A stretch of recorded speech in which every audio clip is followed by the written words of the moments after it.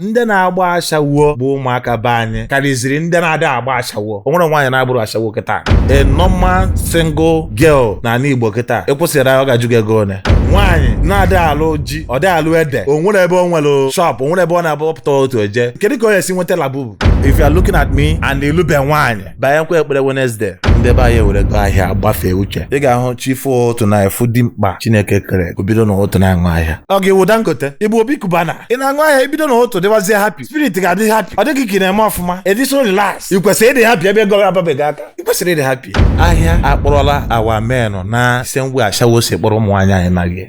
Ego ndị Anambra kpatara today 80% si n'Abia steeti wee bịa. Do you know na Lagos anyị fụrụ a na-agba kịta asị gị na Lagos dị ebuli ike na Lagos nata before it was Aba? Do you know how many people butere ego na Aba bụ ndị Anambra? Ọ bụrụ na ị na-egoro get a partner, somebody who is going to assist you. Ọ bụgodị na o nwere business ị na-eme mana o nwere onye nwere ike nọ na stage gị jee ịnụ nwaanyị, jee nụrụ nwaanyị o nwere ihe o nwere experience of doing. Ndị abụghị gwa ha okwu ha jee call their mother. Gụọ afọ ị na-enweta ego every month, ị na-enweta 1 million naira ijije magbụlụ dị mmadụ a. Ifuru Igbo a igbu ndị nze, igbu onye aka siri ike ije bulie na village straight. Ọ ya bụ na ịnụcha nwaanyị ị na-afụ onwe gị na village after 2 years. Ị na-ajụ onwe gị how manage ka ezi ka isi lute ebe a. Ọ because ije eje taa igbu dịrị onye ọzọ na-abụghị gị ka ọ dịrị. Get a partner or somebody will be to you. O nwere idea o ji abịa, ọbịa you establish that idea, ọ bụrụ double income. Ọ mgbe a ka ị ga-eji gbọta na a marriage were blessing. Asị gị na agwa ya amaka. Ya ọbịazie ị na-ewezi agwa amaka. Ị mara o nwere ka nwaanyị nwere ezigbo agwa ga-esi nọrọ, ọ bụrụ onwe ya na contribute, ọ na-agbakasị gị ahụ, ị na-ahụ ya as a Jezebel. Agwa nwaanyị mma kwesịrị ịbụ nwaanyị ọbụla nwere ihe ọ na-eme agwa ya mara mma. Kedu ka ị ga-esisi onye na-enwere ihe ọ na-eme si na agwa ya mara mma? Agwa go and buy beans and cook, my friend. In marriage, ihe igbu dị key is understanding. Take it or leave it.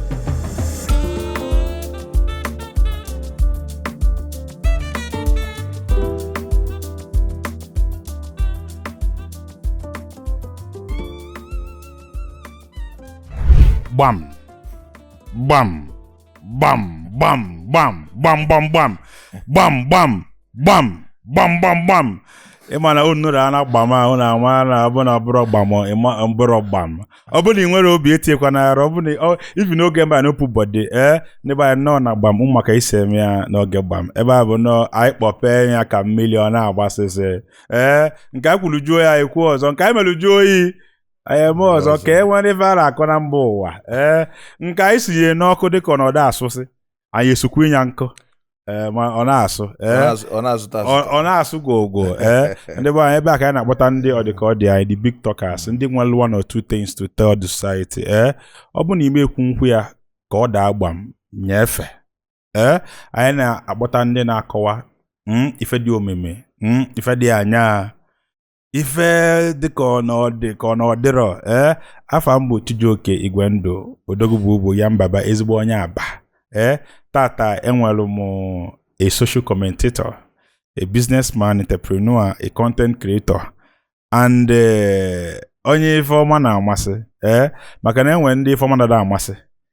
Enwe ndị bụ nọ vejiri anya afọ ife ọma. Mana onye ife ọma na-amasị ya. Ka nabata na Okenwa of Igbo Gist Broadcast. Okenwa, papa, nọ na gbam. Otego anyị chụba anyị, ịghọtago.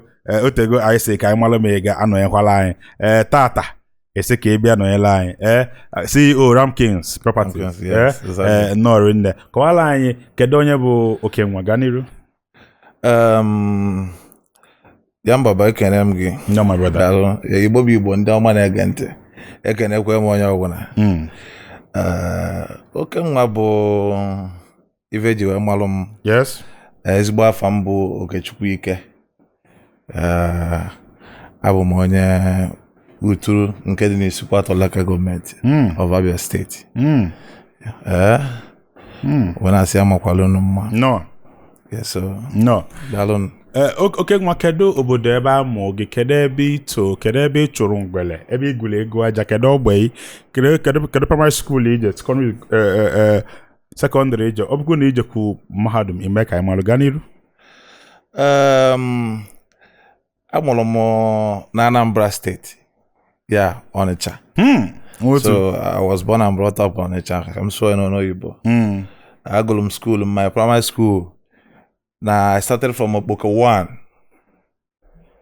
From Okpoko 1. Then go Delight Nursery and Primary School. Mbeba. From there, I also Mozop. I have na Oba. Man, ebe post mo after can let's say my common interest our ladies. Our. So when Banjezi Oba, I continue my school, my education there. I go on the advanced secondary school. You see, go for school. Now under 4 years, I go on like 4 schools. I go Giant Step. I go Divine Knowledge. Okay, Ghana buy my child there. No, but you wanna ba. Ghana school and now. So school Erika. You understand? But I am my and I tell you to go na chonwe. And I told you to go na chonwe. You were school also. Poor man begin na. You can say poor man begin. Poor man begin do. Now what's poor man begin do people? Now I na chomo na chukwo when me wata go that kind. But I am my right from childhood. I've been somebody you to go on them you to go moral the too much or the I'm na highlands since so one. You understand? So moral I can jiwe.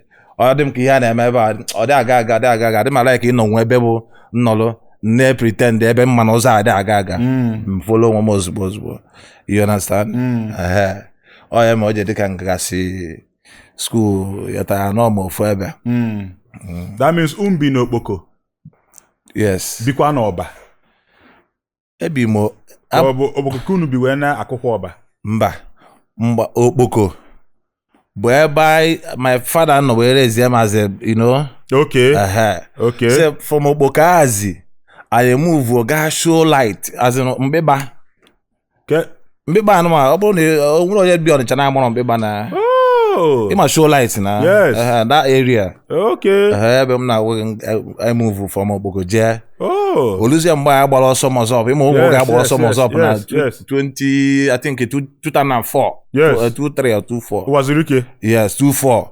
Then I wear Badazi Oba. Oba can not well continue my school. Oh. Okpoko to that Mbeba. Yes. Would you say is from frying pan to fire, Kobo, or did you guys improve? We're just Mbeba. If I hear the saying them because okay. I would more what I can you understand? Yes. So I will say that if I go ije work abro oh itorite kawan ke delege. Yes. Mo am kon ke dele my father. Yes. Come on ga ma okay. Why I blow from Okpoko to from yeah. Bobo. O village Ghana na. Emana onye si Onitsha na akwata mkpọ Ogidi edago na ụmụ oji akwa village gị na Nazareth. Ka ịkpọrọ ya onwere obodo ije na abụrụ obibe mmadụ. Agwa ya? Yes. Obodo ọbụla ije obibe mmadụ. Ndị onwere ndị na ọka here today. Ọka abụrụ obibefa ma fa bịara ọlụ oyibo here. Yes. Yes. Ayo anọsikwa Asaba obibe mmadụ. Yes. You understand? Yes. So it's village, everywhere is village. Abụ onye Aba. I bi Onitsha. Ihe ọbụla megidere mpame wee mebie kwanata ọkụzụ. Ọ village ga nna na. Abụrụ kwa eziokwu. O nwezi ndị na ọkụzụ na-egbu ozu. Agwa ya? Okay, mana na onwe ndị egbu ozu na ọkụzụ. I agree. Fa na ọkụzụ gbuo ajọ ozu. I agree. You understand? Ye gwafa ka kunu mee travel sị gị na ị na-akụfusi akụ. I agree. You understand? I agree. You don't know what update. Yes. If onye foto. Yes. Are you getting it? Which you can get update anywhere. Anywhere. Yes. O nwere ndị akara kafa bụ nọ na village like ben na m na o nwere ndị nọ na village na-ebulu nnukwu ike ịbata idewarụ na ị na-eri ego felielu gị ego ịfụnanya na ịfụnọ na-eme because why fa na-abụlu ike dị a yes okwute dị anyị fa na-agba okwute na-enweta ezigbo ego yes are you getting it yes o nwere ife ịkọkọta n'ụwa ka fasi village ebe ha nọ yes wee pụọ ọsọ ya bụrụ na onye nwaanyị gbadata are you getting it yes fe kwechirigo so we bulia ihe ito n'Ọnịcha ka ihe ga-asị na o mee na ndụ gị otu ị nọ gịta because enwe ebe asụ nọ ito na ọ bụ na ịmazi ihe ebe a na ịma amazi ihe ebe ọzọ ihe a ito na Ọnịcha ya na da your background ka ihe ifiri na omenandụ gị azụ nwoke Egwago nke wụ eziokwu ọ bụrụ eziokwu na environment contribute kwa to human life, you understand? Man, I believe na nwa afọ Igbo ọwụna nwere a very strong blood. Ịma ihe kwesịrị ịdị anyị na DNA. Ebe ọ bụla ị nọgodo too, ị kwesịghị ịma that ọga na anyị wụ ndị emeli n'agha. Ọkwịghọta? Ọga anyị wụ ndị emeli n'agha, ị kwesịrị ịmụrụ anyị ozugbo, you understand? Yes. So, like I said, Ọnịcha nto mekwa mụ, you understand? O mekwa mụ ndekwa street smart. Ndekwa smart na ihe a na-eme. I get it, which I will still get it anywhere nnọkwa. So far I'm bụ onye Igbo. So I'm trying to let you know that ihe ọbụla m bụ today, I'm just portraying the real Igbo person. As nwa afọ na yotago kwesịrị na-agba mbọ ebe ọ bụla ịnọgo tọ bụla isi. So environment abụla ya anything. Mee na ọ ji abụ onye Igbo jegodo ebe desert nọ iru ebe a fụkwa na ọ na-eme ọfụma because ọ dị ya na blood. Yes. Ọ bụrụ environment amatọrọ. Yes. But I will say it help. Yes. You understand? Yes. Anambra nto like ota ndo na partially abụ onye Anambra. O wute m na gọvanọ na-eke ego onwere ka esi eke ya mụ anọghị ya. You understand? Ekwesịrị ịkpa ndị amụrụ na Anambra. Yotago si tie Kedege ekekwana. Echekwa m onwe mgbe ewetara 5 billion. Okay. Mpa ya atụ ese weta ego. Egotago na-ekwu oge asị ka ndị Anambra si eme unu tukeziri te na ọnwazi kelutelu anyị wabụ citizen ọdọkwa mma no be lie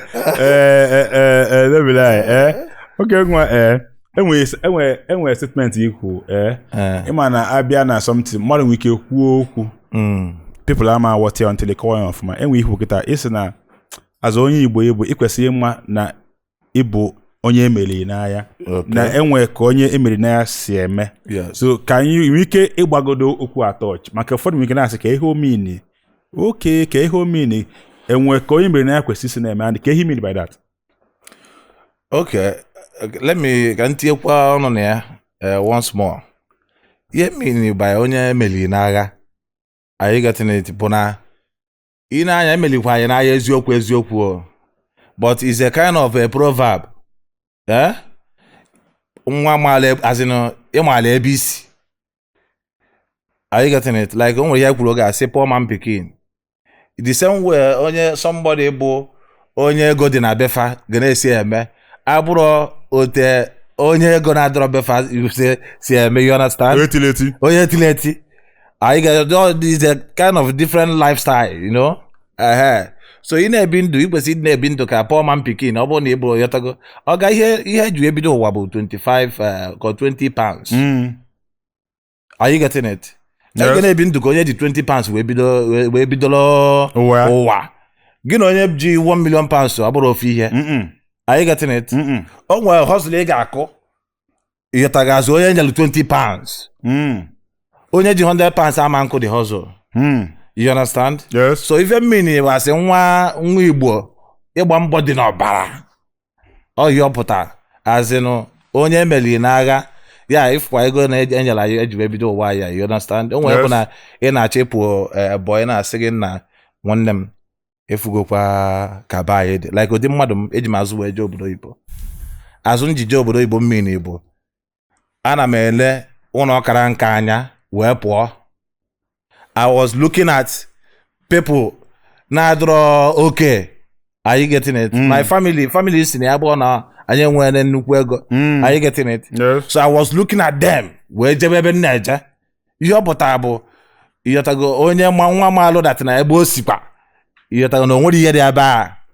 So ị na-aga ịkụ hustle na mgbago kwa ịghọta mmiri ị ga na-ebi ndụ ka onye meriri n'agha na Iyota. Ifu ndị na-aba otu nzuzo iji nwe ọgara onwe gị n'akụ. Ị gara onwe gị n'akụ. Ifu ndị na-eme wu ị gakwa n'akụ. Ị malụ na ịbụ poor man pikin. Yes. Because onye ọbụla anapụchara ego niile nye obere ego poor man ka ọ bụ. Yes. Yes. So poor man pikin ka ibido ụwa n'isi. Ibido ụwa n'isi. So you have to what? Bie ndụ ka onye bidoro ụwa n'isi. Yes. Are you getting it? Because ebe a na-adụ nwatakịrị papa ya dị ndụ ka nke mpe ya nwụrụ anwụ na-esi ebe a mụrụ ihe. Yes. Ịghọta the point? Yes. Ya baba ya mụọla gị mma. Kedu obodo ebe ije? Ebi m Qatar. Ebi m Qatar, from Qatar ejekwa m ebi m Dubai. Ebikwa m Dubai ejekwa m Senegal. Qatar na Dubai abroad ka ọ bụ overseas. Enwere na-asụ na overseas. Imana enwere ndị na enwere difference between abroad, overseas and outside the country. Ịmana ịbụ ya mfiri ọnụ ibe m. Senegal bụ outside the country. Just ịpụ from the country. Ọgụ a na-akọwachikwa nke otu a. Because onye akpọrọ because Senegal ahụ nọ ịkpọ Nigerian number ma ngaga. Ọ ga nọ obodo a nọ obodo a. Outside the country. Outside the country. Anọ m onwe ebe na mmadụ na abroad. Okay. You understand? Abroad bụ UK, Germany. Ọ bụrụ eziokwu type on ya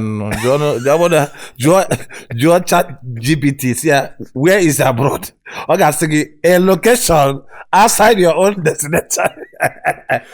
I was a Buddha Tazia. Philippines, India, Malaysia, Qatar, Dubai, they are overseas. Just gafe mmiri. Then abroad, busi what I go? I agree. You understand? You agree. But okay. Onye jelu Senegal gbara ụgbọ, ịgbara ụgbọelu. Yes. Onye je UK gbara ụgbọelu je. Yes. Onye jekwe Dubai gbara ụgbọelu je. Yes. You understand? Yes. Gezie bezie ji bụrụ ka abroad. Just like onye sikwa Umueri wee je Lagos gbara ụgbọelu by flight. Mana gbara international. Enwere different. Okay, that is. Enwere local, enwere international. Domestic animal and wild animal. Mana eziokwu. Ihe taa. Anaafọ ịchọrọ igo, ejukwala ese.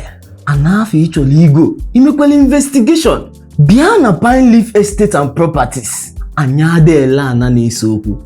Anyị adịela ana na-eje court.